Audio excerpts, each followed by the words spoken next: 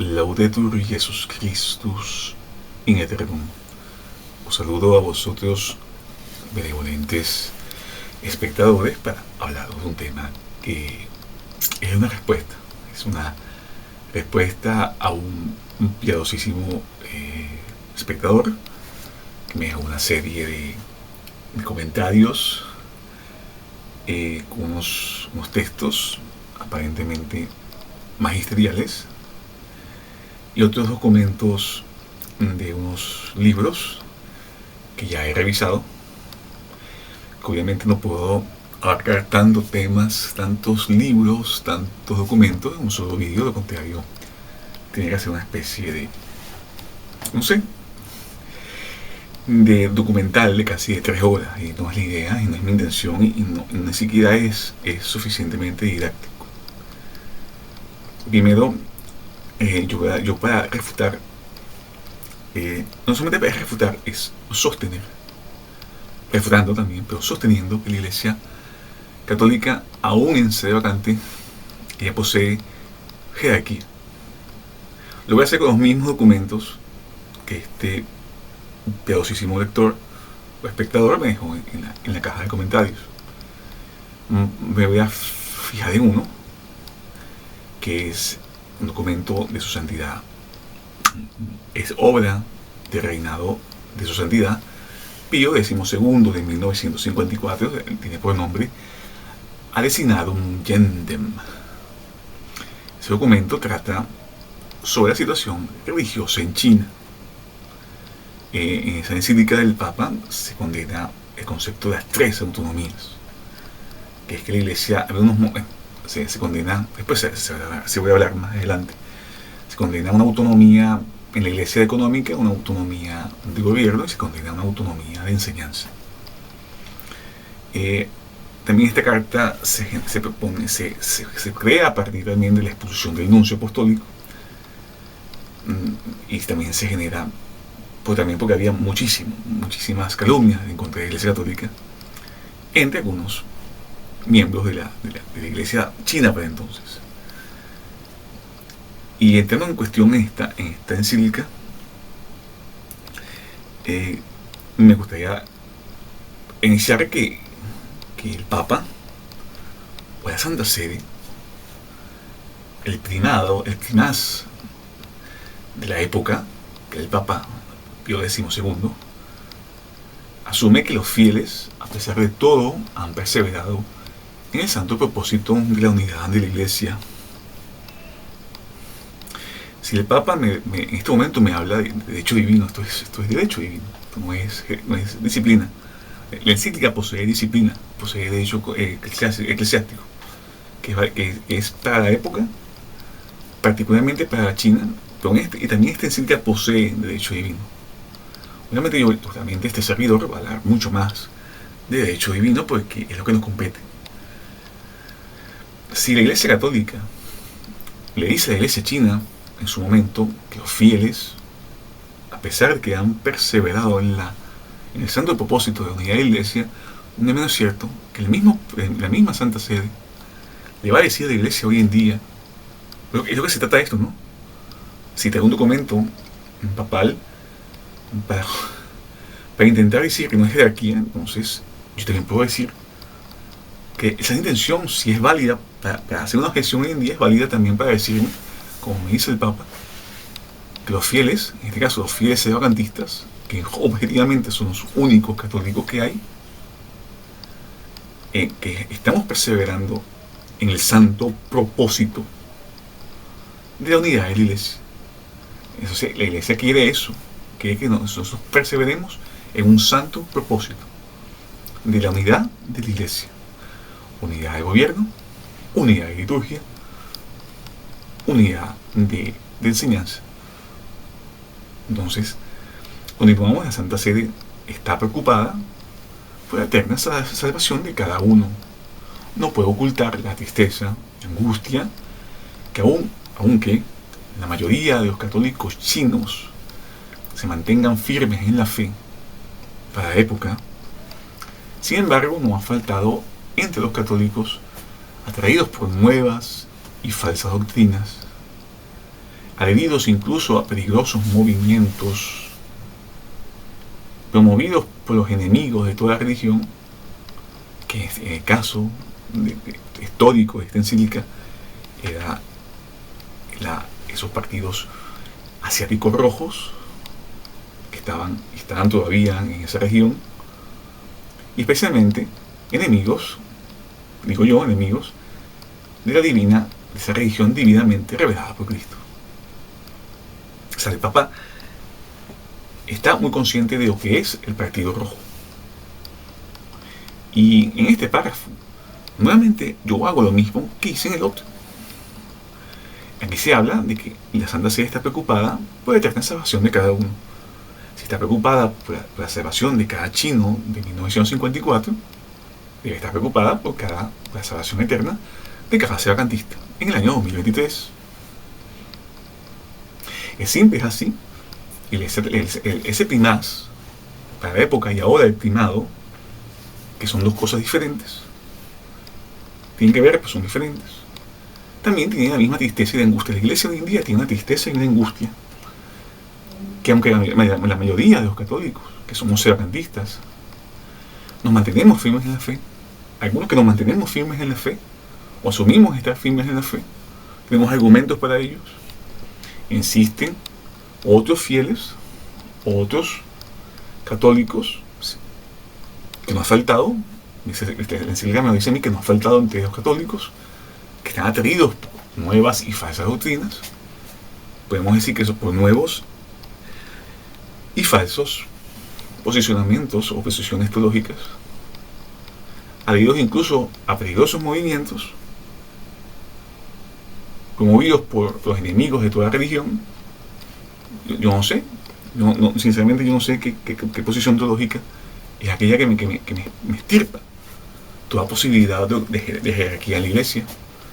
Me estirpa quién está detrás de un movimiento. Lo digo que quién está detrás, me refiero qué tipo de fiel, qué tipo de católico está con una doctrina que quiere estirpar los medios ordinarios de la salvación. Entonces, si este párrafo fue bueno para decir que a un Yenten, para los chinos en 1954, este párrafo también se aplica hoy en día. Por eso yo siempre, claro, lo que sé más adelante, unos vídeos más adelante, que es esa serie de vídeos que habla de sebacantismo para sebacantistas, que la posición teológica, nadie está casado con una posición teológica, y sobre todo las posiciones teológicas, al estar circunscrito a una, ella compromete nuestra salvación. Y continuando, porque oyéndonos un poco, no tiene que pertenecer a la religión divinamente revelada por Cristo. Esa religión tiene unas condiciones. De lo contrario, no estamos en esa religión. Entonces la iglesia quiere mi salvación eterna. Y tengo que estar consciente que existen nuevas y falsas doctrinas. Hoy en día existen eso. Si existió en los años 50, también existe hoy en día. Y continuando, la Santa Sede recompensa a los que perseveren en la fe, que a pesar de los tormentos de cárcel, no es lícito apartarse de los preceptos de la religión. O sea, la Iglesia Católica está consciente y recompensa a los chinos que han perseverado en la fe. ¿Qué pasa hoy en día? Yo no tengo tormentos, o sea, muchos sebacantistas no tenemos tormentos de cárcel ni de persecuciones de sangre, pero qué mayor persecución que vuestra calidad de gente en una iglesia ortodoxa católica diseñada para un culto totalmente diferente que el que se hace hoy en día, y os encontráis totalmente fuera de la participación social de la iglesia, porque no tienes la iglesia católica, es una estructura que se ha apoderado incluso de los edificios sagrados. Y tenemos un tormento, sí, tenemos tormento de persecución, sí, pero es una persecución que ella es pasiva, por lo violenta que ella es. Ella abarca muchísimos ámbitos de la vida eclesiástica. Es por eso que no hay espacio parecía no hay espacio donde estar, que ya fue católico, donde hoy en día pudiésemos sentirnos a gusto, o vernos, o reflejarnos a gusto, para hacer incluso hasta una plegaria en una iglesia. Sabemos que esa estructura ha sido totalmente modificada, esa estructura física. Muchas iglesias católicas, o todas las católicas, han sido totalmente devastadas arquitectónicamente. Otras no. Y aún así, están devastadas. Cuando veis un altar lateral muy hermoso, pues le ponen una jarra de flores, un jarrón de flores, donde antiguamente estaba el sagrario, por más que aún se mantenga el retablo en los altares laterales son estos retablos barrocos, que tienen muchísimos detalles, son dorados, con santos, con lo que antiguamente se hacía misa. Pero hoy en día esos están vacíos, están ahí devastados, están abandonados. Y lo que antiguamente era el altar mayor, donde se hacen nuevos usos, y esos espacios sí han sido devastados. Aunque mantengan los retablos gigantes de las naves centrales, yo he visto que han quitado los altares donde se podía hacer misa. Y se hace por una razón, es para no hacer misa tradicional. Eso es una realidad. Eso es una persecución, eso es un tormento. La iglesia está consciente de eso. Si está consciente en el siglo XX pasado, en los años 50, hoy en día, en Sedacante, está consciente también de esos tormentos que los que perseveramos en la fe estamos viviendo. No son los mismos tormentos, no son los mismos. Aunque en esos países asiáticos yo sí pudiese pasar los mismos tormentos y de cárcel por perseverar la fe católica. Pero en los países liberales, autores católicos, reinos autores católicos, la realidad es aquella que os acabo de explicar. Nosotros vivimos un tormento de un avallazamiento de una estructura que no es la Iglesia Católica, se presenta como Iglesia Católica, pero ella nos obliga a apartarnos de la Iglesia. Y es por eso que el Papa me dice a mí que no, a pesar de estas persecuciones, a pesar de este inmenso grado de apostasía, a mí no se me es lícito apartarme de los preceptos de la religión. ¿Cuáles son los preceptos de la religión?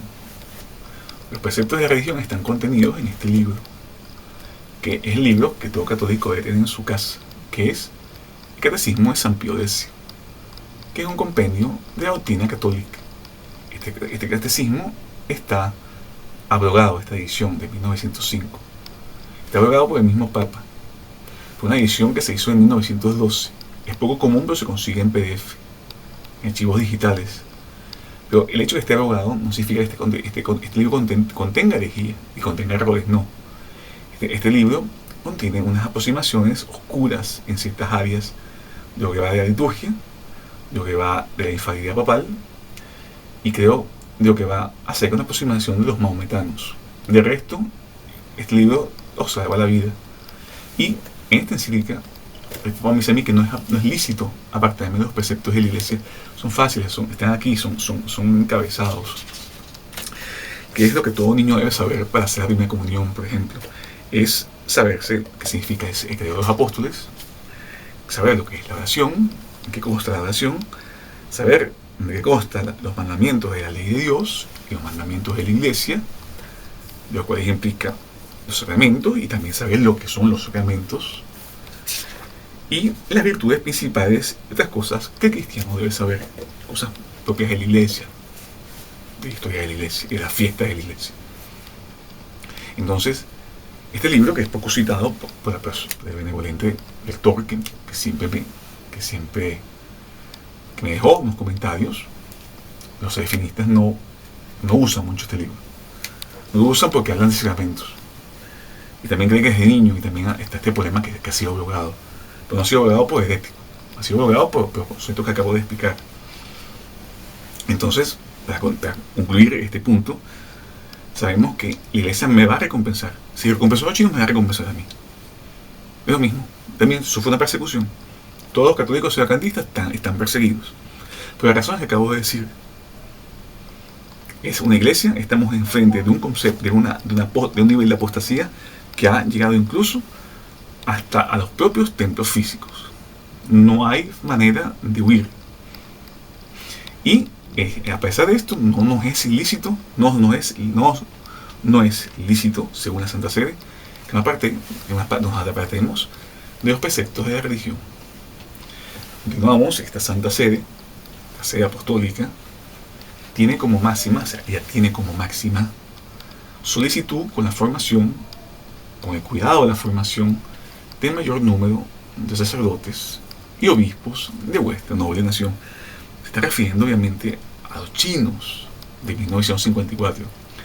El Papa eleva a Dios fervorosos votos y plegarias para que estos, se refiere a los obispos y sacerdotes, todos ellos de vuestra nación y en número suficiente, todos ellos de vuestra nación y en número suficiente para sus necesidades.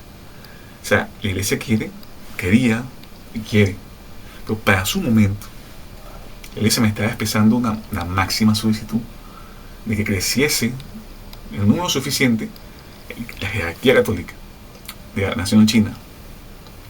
¿Para qué? Esos obispos y sacerdotes pudiesen gobernar la iglesia católica de vuestro inmenso país y que ya no fuese necesario la ayuda de misioneros extranjeros en el campo de vuestro apostolado. Entonces aquí hay algo que en parte es derecho eclesiástico de la época, que puede variar, pero mantiene un principio que es inmutable, que es el principio de gobierno de la iglesia. Y si para los chinos de 1954 la Sede Apostólica tiene una máxima solicitud de la formación de mayor número, en cantidad suficiente para que vuestra noble nación, y yo también vivo en una noble nación noble, donde yo vivo, donde un servidor vive, mis antepasados fuimos un imperio de verdad. Ya no. Nosotros fuimos mucho mayores que esos chinos. Mis antepasados portugueses fuimos dueños casi de medio mundo. Entonces, si para los chinos de 1954, que sí tienen una gran nación enorme, una nación milenaria, para mi nación, que también tiene casi 900 años, Portugal tiene casi 900 años, y fue fundado por el propio Cristo, que eso es otra historia. Entonces, mi nación, por lo menos la mía, y me imagino que muchos otros reinos europeos, y muchas naciones de Hispanoamérica, que también formaron parte de ese gran imperio español, no me van a decir a mí que la Sede Apostólica no tiene hoy en día en sede vacante el primado. Hablamos del primado que es eterno. El primado tiene la misma solicitud de formar sacerdotes y obispos para que puedan gobernar la iglesia, sobre todo para sus necesidades. Hoy en día, las pequeñas comunidades de fieles que insisten en el sedarantismo, que es la verdadera iglesia católica, porque somos la verdadera iglesia, porque mantenemos los dogmas de la iglesia y no nos aplegamos a un falso concilio que ha hecho de la iglesia católica una sociedad diferente a aquella fundada en 1965 con un decreto, una constitución apostólica denominada así, que se llama Lumen Gentium, que es el inicio de una nueva sociedad religiosa que no es la iglesia católica. Entonces, el Santo Padre desea la Santa Sede de 1954, desea que los chinos tuviesen obispos y sacerdotes para gobernar la iglesia católica de vuestro inmenso país, y obviamente en sede vacante. Los países y reinos, indiferentemente no fuesen reinos, pero las mismas solicitudes que tiene la iglesia, que pueda ser gobernada por obispos y sacerdotes. ¿Para qué? Para no tener necesidad de más misioneros extranjeros. Hoy en día sucede lo mismo. Hoy en día vienen misioneros de otros países a las diferentes comunidades y entro en el tema. Pero en este párrafo, la Iglesia Católica me dice a mí que los reinos católicos o las extensiones de tierra donde viven personas, incluso paganos, en el caso de los chinos, que en ese caso estaban evangelizados y tenían ya jerarquía, fuesen independientes por esos obispos y sacerdotes, para que la iglesia pudiese ser autofinanciada por ellos mismos. continúa en encíclica, la Santa Sede también defiende a los misioneros extranjeros que están en China, estaban en China en su momento, y son motivos espirituales. La carta le explica a los fieles chinos que estos misioneros son predicadores del Evangelio, que han abandonado su patria entre vosotros, fecundan el campo del Señor con sus esfuerzos y sudores, y no se mueven por motivos terrenales. Buscan iluminar a vuestro pueblo con la luz del cristianismo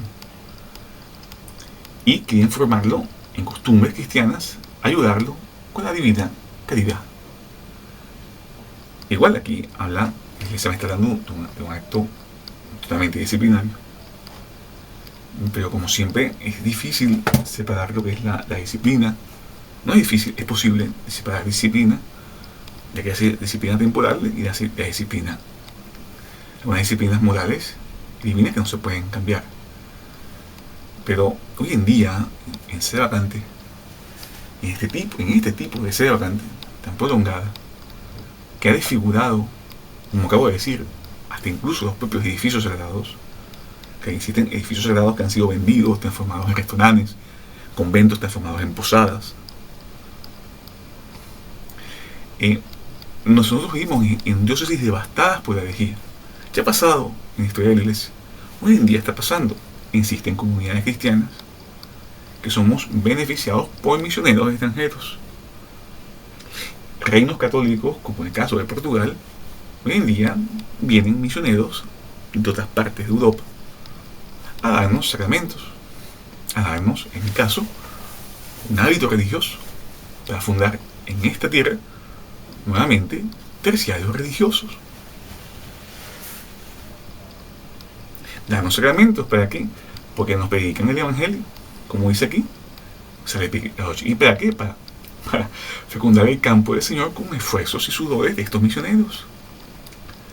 Estos misioneros que vienen a darnos a nosotros sacramentos no se mueven por motivos terrenales, se mueven solamente por motivos espirituales, para iluminarnos, para que volvamos a tener la luz del cristianismo, son las obras. No podemos nuevamente formarnos en costumbres cristianas. Nosotros estamos totalmente paganizados. Por lo menos yo creo que todo el mundo occidental está paganizado. Y necesitamos nuevamente misioneros que nos enseñen nuevamente hasta las mujeres, nuevamente usar falda. Solamente cosas así. A los hombres nuevamente nos enseñan costumbres viriles y cosas casi de niño de catecismo. Por eso están haciendo muchos misioneros que nos están dando cosas totalmente básicas, pero así hemos quedado. Entonces, esta encíclica se aplica totalmente a la situación. Se aplica, es lo mismo. Y con esto quiero culminar mi exposición, dar a entender que es posible tener misiones en la iglesia actualmente. Es un deseo del primado. En su momento fue el deseo del primaz Pío XII en 1954, pero este primaz ya no está. Falleció en octubre de 1958. Estamos en un interreino. Estamos entre dos reinos. Tiene que haber otro reino. Tiene que ser electo otro papa. Y eso es lo que vamos a hablar a futuro, continuando con esta encíclica. Yo me quedé en la parte más disciplinaria, en la necesidad de perseverar en un santo propósito. La iglesia tiene noción de que necesito salvar mi alma. Tenemos que estar conscientes de que existen nuevas y falsas doctrinas, peligrosos movimientos, promocionados por enemigos de toda religión, incluyendo la religión católica, sobre todo esta. También la iglesia recompensa y persevera a los que queremos estar en la fe, indiferentemente de los tormentos. La iglesia nos prohíbe apartarnos de los preceptos de la religión, que ya los expliqué, que es el catecismo. La Santa Sede Apostólica quiere que las regiones puedan ser gobernadas por obispos y sacerdotes. Es un precepto divino, no siento mucho. que hizo eso, lo mismo, el primado, perdón, el primaz, Pío XII, que hizo eso, en 1954, el primado de la sede apostólica lo quiere hoy en día. Si fue solícito en 1954, es solícito en 2023. Y con esto quiero culminar también porque si la Iglesia Católica hablaba claramente de misioneros, de estar consciente de estos misioneros que han dejado su patria, dejan su sudor, dejan su alma, que no se mueven por motivos terrenales. Es obvio que y que muchos hoy en día nos beneficiamos de esos misioneros que hoy existen. Es obvio que estamos hablando de una voluntad de la Iglesia que debe permanecer hoy en día. Y culminando, agradeciendo vuestra atención, me despido pidiéndole a Nuestra Señora, la Virgen María, en su advocación como tus oraciones, se llama incienso de oración, para que su oración nos conceda no solamente la posibilidad de tener más misioneros en los reinos católicos, en los países de otrora católicos, y los reinos otrora católicos o extintos ya reinos, nos conceda la posibilidad de tener no solamente jerarquía de la Iglesia, sino también misioneros en función de la elección del sumo pontífice y también para la salvación de nuestras almas. Juve Domine benedicite, ad societatem civium super dolum perducamus ex angelorum. Amén.